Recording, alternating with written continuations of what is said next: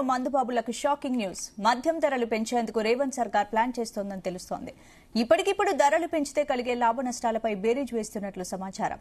రాష్ట్రంలో ప్రతి 2 ఏళ్లకొకసారి మద్యం ధరలు పెంచడం సాధారణం. 2022లో బీఆర్ఎస్ ప్రభుత్వం లిక్కర్ రేట్లను పెంచింది. 2024లో మళ్లీ సవరించాల్సింది. అయితే అధికారంలోకి వచ్చిన వెంటనే ధరలు పెంచితే విమర్శలు వస్తాయనే కోణంలోనూ రాష్ట్ర ప్రభుత్వం మద్యం రేట్ల జోలికెళ్లలేదు. సంక్షేమ పథకాల కోసం నిధులు అవసరం కావడంతో రేట్లు పెంచాలని డిసైడ్ అయ్యారని సమాచారం. రాష్ట్రంలో ప్రస్తుతం లభ్యమవుతున్న అన్ని బ్రాండ్స్ల మద్యంపై 20 నుంచి 25% వరకు ధరలు పెంచే అవకాశం ఉన్నట్లు చెబుతున్నారు. ఒకవేళ ధరలు పెంచితే ప్రతి ఏటా ప్రభుత్వానికి అదనంగా 3,000 నుంచి 3,500 కోట్ల వరకు అదనపు ఆదాయం సమకూరే ఛాన్స్ ఉంటుందని అంచనాకు వచ్చినట్లు సమాచారం.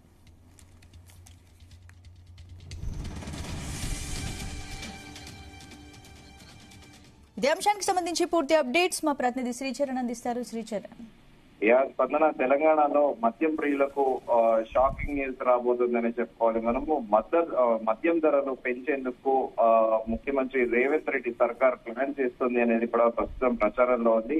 ఇప్పటికిప్పుడు ధరలు పెంచితే కలిగే లాభ నష్టాలపై కూడా బేరీజు వేస్తున్నట్లు కూడా సమాచారము. రాష్ట్రంలో ప్రతి 2 ఏళ్లకు ఒకసారి మద్యం ధరలు పెంచడం సాధారణము.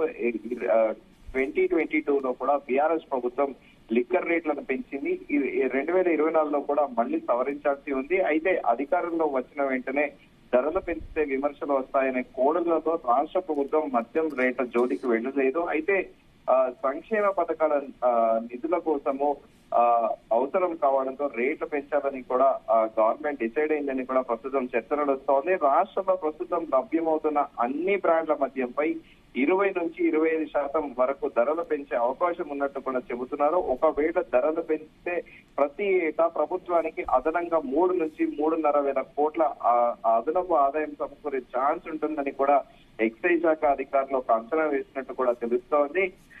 అయితే 2022లో కూడా మాజీ ముఖ్యమంత్రి కేసీఆర్ కూడా అప్పట్లో ధరలు పెంచారు. మద్యం పైన చీప్ లిక్కర్ల పైన కూడా అప్పట్లో రేట్లు పెంచడం కూడా సర్వత్ర చర్చనీయాంశంగా మారింది. ఎందుకంటే డైలీ వారీగా కూడా కష్టపడి పని చేసుకునే కార్మికులు, కర్షకులు సాయంత్రం ఏదో సేద తీరడానికి కూడా అవి ప్రిఫర్ చేస్తూ ఉంటారు. అవి కూడా అమాంతం పెరగడము, అది యావరేజ్ గా 60 నుంచి 70 రూపాయలు ఉన్న దాన్ని 110 నుంచి 120 రూపాయలు చేయడం కూడా అప్పట్లో పెద్ద దుమారం లేపింది. అనంతరం కూడా బీర్లతో పాటు విస్కీలలో కూడా ప్రీమియం విస్కీలలో కూడా ధరలు పెంచడము.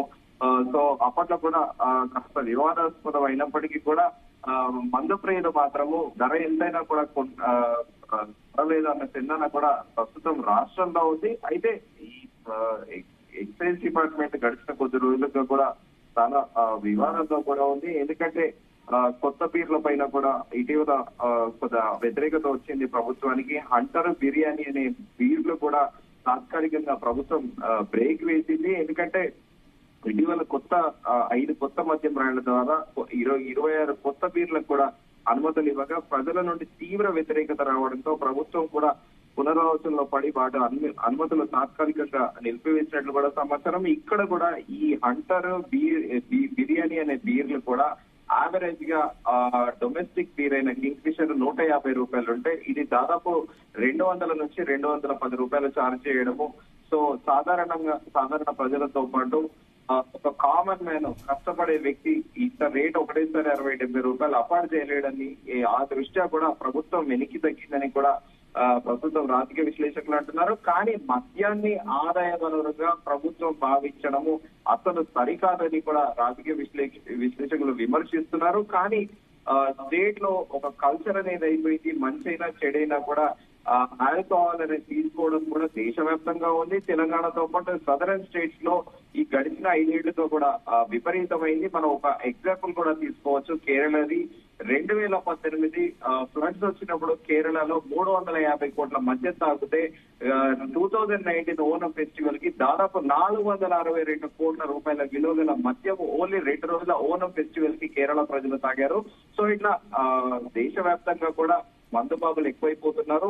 సో ప్రస్తుతము తెలంగాణలో ఒకవేళ మళ్ళీ కూడా రేట్లు పెంచితే లిక్కర్ పైన పబ్లిక్ నుండి ఎలాంటి రెస్పాన్స్ వస్తుందనేది కూడా ప్రస్తుతం ప్రభుత్వం ఆలోచిస్తుంది. At the same time liquor కూడా one of the source of revenue government కి కాబట్టి పెంచే ఆలోచనలో కూడా ప్రస్తుతము తాత్కాలికంగా కూడా రేట్ ఎంత పెంచితే బాగుంటుంది అనేది కూడా ఒక ఎక్సర్సైజ్ అయితే గవర్నమెంట్ చేస్తుంది. స్పందన. Right, thank you Sri Chandra.